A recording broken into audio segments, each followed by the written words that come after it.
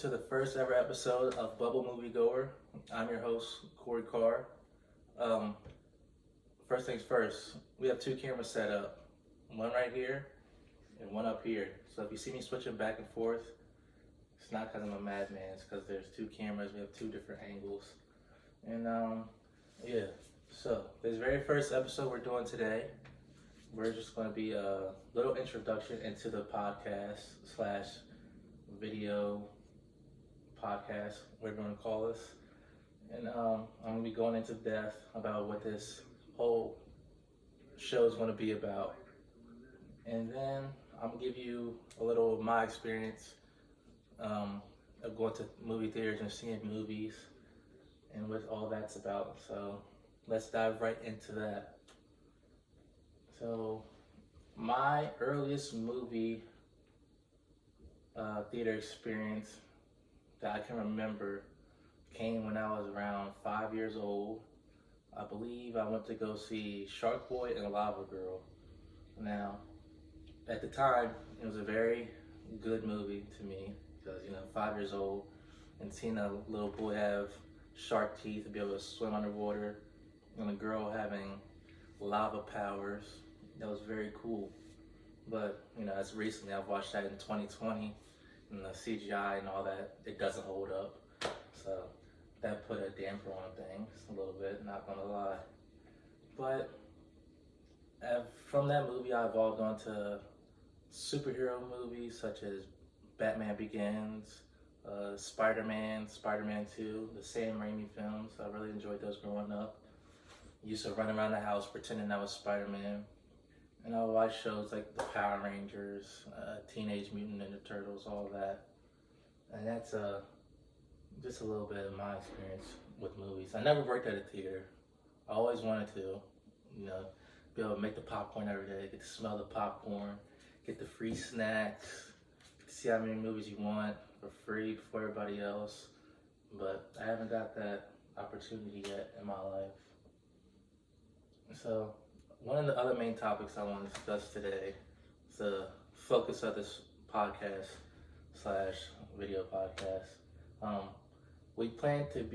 plan to be informative and entertaining on movies, such as you can see on the screen, Stevie show Cobra Kai.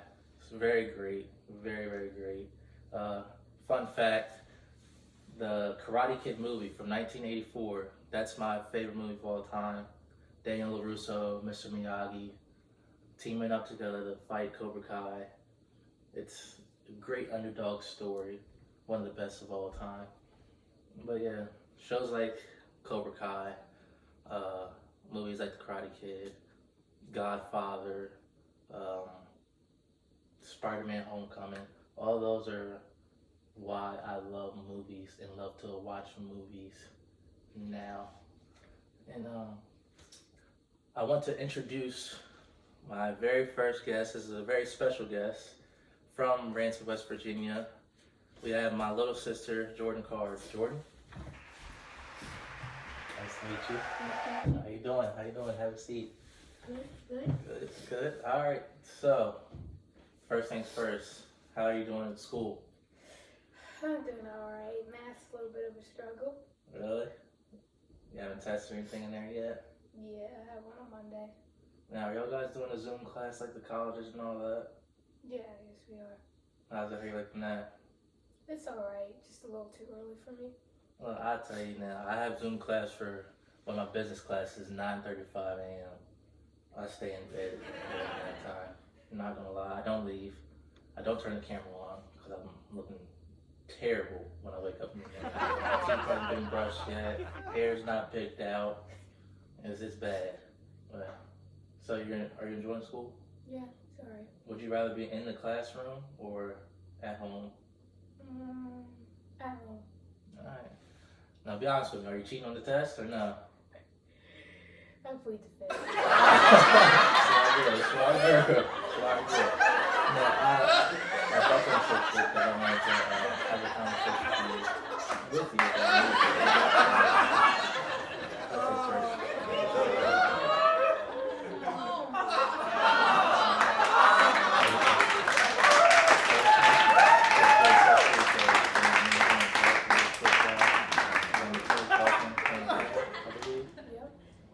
What's that movie about?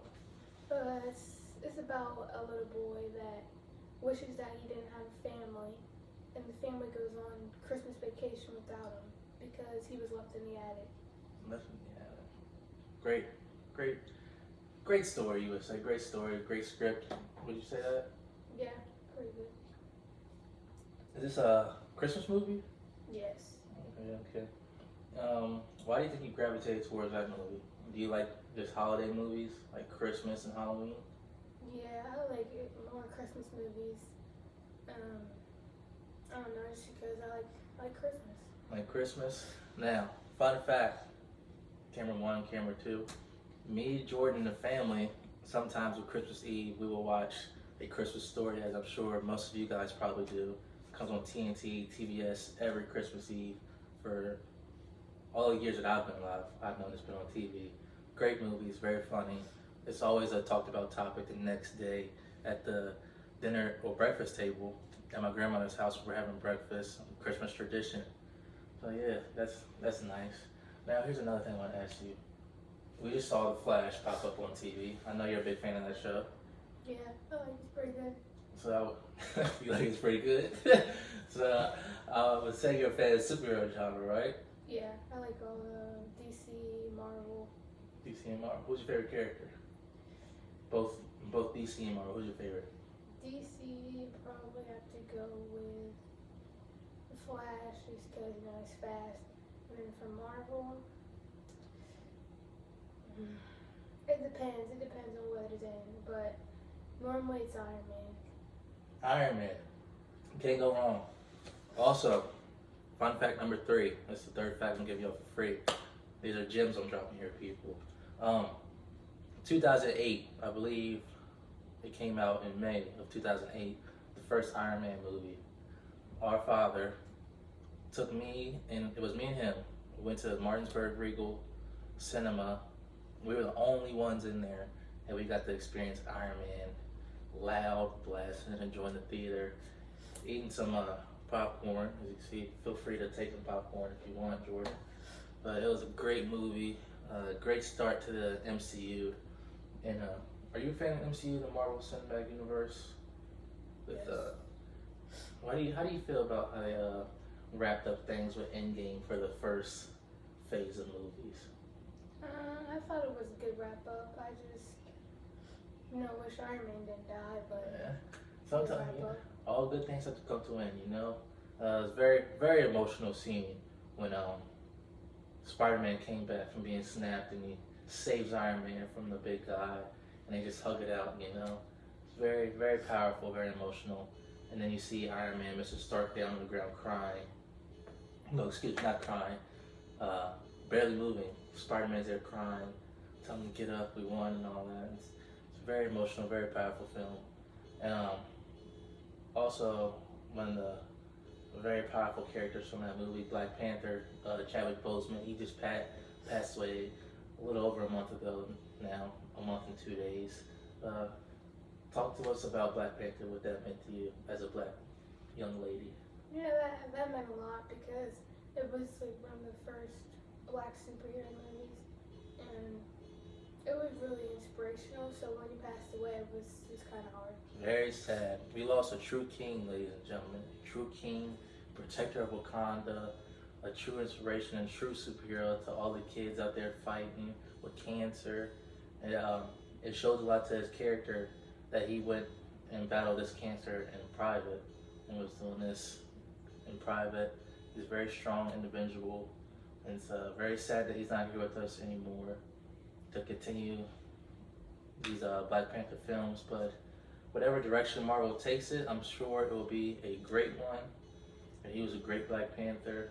He always will be Black Panther. Played a number of great roles with Black Panther. James Brown and Jackie Robinson in 42. So he was very powerful, very great performer for the black people in the movie genre and all that. Now, here's a final question I'm going to ask you, Jordan. Have you ever had any interest in joining a movie or a TV show, whether that be acting, directing, working behind the camera, making the costumes, anything? Yeah, for sure. I've always wanted to join Law and Order Special Victims Unit. Great show. Yeah, I'm always watching that. And, I don't watch all the other Law and Orders that much, like I think Criminal Justice one, maybe that's what it's called. I don't really gravitate towards that. I just stick to SVU. SVU is a great show. It shows the longevity that show's had. That's how you can tell it's a really great show. They have a great fan base, and that comes from USA. Yes. And so you can tell the producers, they have great trust in the cast and everything, how the show's run and all of that. But yes, it was great to have you here, Jordan. Hopefully we can get you in the show again. And maybe talk about different movies or whatever. Or see movies. Who knows? All right, Jordan Carr. Thanks for having me. Nice to have you. All right, for the closing segment of this show, I'm just going to go into depth about what we're going to do moving forward and ask the audience a few questions. Hopefully, maybe we can get some feedback for the next show, episode 2 of Bubble Movie Goer. And yeah, like I said, this show is to be informative. We weren't so informative today because it's our very first episode, and we want to do that later on down the road. This is just like an introduction. We were able to have a special guest and my sister joining the show, and just getting our feet wet, so to speak. But from moving forward, I want to ask the audience 2 questions moving forward. Question number 1. With the COVID being like it is, you have Disney, you have Marvel. Yeah, Disney is Marvel. So you have Disney, DC, all these big studios pulling movies from theaters because of COVID-19. Do you think that the blockbuster is done? Do you think we'll be able to see the big box office movies anymore in theaters? And will these studios get that big money back that they're spending? Now, question number 2, second question. Is there a chance that things can go back to normal in theaters? By that, I mean, would you be willing to go to theaters and sitting there with a mask on, sitting 6 feet apart from somebody you came in with? Or would you just rather enjoy movies at home like you watch TV shows right here? And yeah, get back to me on that. It was great having you guys here for the very first episode of Bubble Movie Goer. And we'll see you next week.